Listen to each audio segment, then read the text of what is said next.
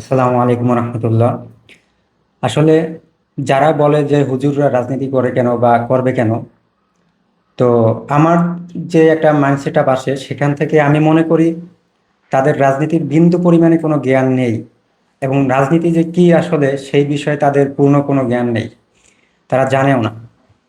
আসলে আল্লাহ পাক বলছেন আকিমুস সালাহ ওয়া আকিমুদ্দিন, তোমরা নামাজ কায়েম করো এবং দিন প্রতিষ্ঠা করো।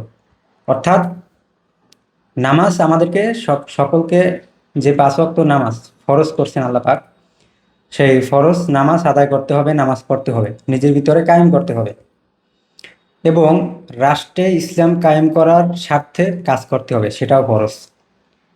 যে রকমের পাঁচ ওয়াক্ত নামাজ পড়া প্রত্যেকটা মুসলমান নরনারীর জন্য ফরজ, অনুরূপভাবে রাষ্ট্রে ইসলামী হুকুমত, ইসলামী আইন, ইসলামী সংবিধান কায়েম করার স্বার্থে লক্ষ্যে কাজ করাও প্রত্যেকটা মুসলমানের জন্য ফরজ। এখন আসেন, যারা বলে হুজুররা রাজনীতি করবে কেন, আসলে রাজনীতি রাজনীতি বর্তমানে যে আসলে যারা করতেছে, আসলে এগুলো কি রাজনীতি নাকি অন্য কিছু?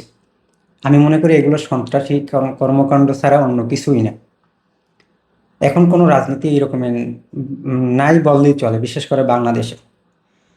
যারা রাজনীতি করে আমি তাদেরকে জিজ্ঞেস করতে চাই, আসলে রাজনীতি কি, কাকে রাজনীতি বলে? তারা বলবে আমরা ক্ষমতায় আসব, চাঁদাবাজি করব, টেম্পো স্ট্যান্ডে, এইখানে সেইখানে, হ্যাঁ, ক্ষমতার বড়াই করব, দখলবাজি করব, ক্ষমতা ব্যবহার করে অপব্যবহার, অপকর্ম করব। আসলে এগুলো রাজনীতি না। আমি যদি সাধারণ মাইন্ড সেট আপ থেকে, একটা সাধারণ জায়গা থেকেও যদি আমি বলি রাজনীতি কি, সাধারণ বিষয়ে যদি বলি, সেটা হচ্ছে রাজপথে ইসলামের নীতি, সঠিক নীতি আদর্শ বাস্তবায়ন করাই হচ্ছে রাজনীতি। রাষ্ট্রে, রাজপথে সঠিক নীতি, ইসলামের নীতি বাস্তবায়ন করাই হচ্ছে রাজনীতি। আসলে আমরা তো শুধু একটা দেশ নিয়ে চিন্তা করি, কিন্তু যুগে যুগে যে নবী রাসূলরা আসছেন, নবী রাসূলের পরে যারা সাহাবায়ে কেরাম ছিলেন, তারপরে যারা তাবেঈগণ ছিলেন, তাবেঈগণ ছিলেন, তাদের ভিতর যদি আমরা চিন্তা ভাবনা করি, তারা কিন্তু শুধু রাষ্ট্র না, পুরো পৃথিবী শাসন করছেন। আমাদের রাসূলুল্লাহ সাল্লাল্লাহু আলাইহি ওয়াসাল্লামের কথা যদি চিন্তা করি, হযরত ইউসুফ আলাইহিস সালামের কথা যদি আমরা চিন্তা করি, রাসূলদের কথা আমরা বাদ দিলাম, আমরা যদি সাহাবায়ে কিরামদের কথা চিন্তা করি, বলি, চিন্তা করেন যে চারজন সাহাবায়ে কিরাম তারা খলিফা ছিলেন, সারা বিশ্বকায় তারা শাসন করছেন।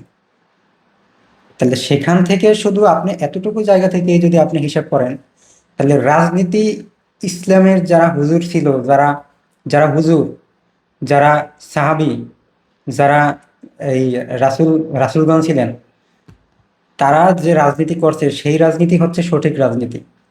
আপনারা যেটা রাজনীতি করেন এটা রাজনীতি নেই, এটা হচ্ছে বোকামি, এটা হচ্ছে ক্ষমতার অপব্যবহার। আপনার ক্ষমতায় গিয়ে অপব্যবহার করতে চান, দেশ ধ্বংস করতে চান, এটা রাজনীতি নেই। এখন আসেন, আসলে আমি প্রথমে যে একটা আয়াতে কারিমা আপনাদেরকে তেলাওয়াত করে শুনাইলাম, আকিমুস সালাহ ওয়া আকিমুদ্দিন।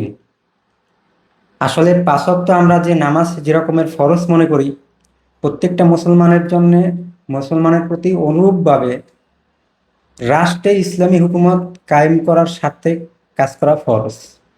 কিন্তু আপনি কি করতেছেন? আপনি একই জিনিস, ফরজটা, যেটা ফরজ, যেটা আপনার ইবাদত, যেটা আপনার দায়িত্ব মুসলমান হিসেবেও, আপনি সেটা না করে আপনি কি করতেছেন? আপনি নিজেই চিন্তা করেন। বিশেষ করে যখন আপনারা মানে রাতে ঘুমাইতে যান, বালিশের সঙ্গে যখন মাথাটা লাগান, তখন এই বিষয়গুলো নিয়ে একটু চিন্তা ভাবনা করবেন। মৃত্যুর পর কি হবে? কুল্লু নাফসিন যায়কাতুল মাউত, কুল্লু নাফসিন যায়কাতুল মাউত। মৃত্যু যে কোনো সময়, যে কোনো অবস্থায় হঠাৎ করে হতে পারে। প্রত্যেকটা প্রাণীকে মৃত্যুর স্বাদ গ্রহণ করতেই হবে। তাই আসুন, ওই ভুল পথে আমরা না চলে কোনটা সঠিক সেটা নিজে তদন্ত করুন। আর মানুষের কথা শুনে কখনো মানুষের কথায় কান দিবেন না। অনেকে অনেক কিছু বলবে, হককে বাতিল বানাই ফেলাইবে, বাতিলকে হক বানাই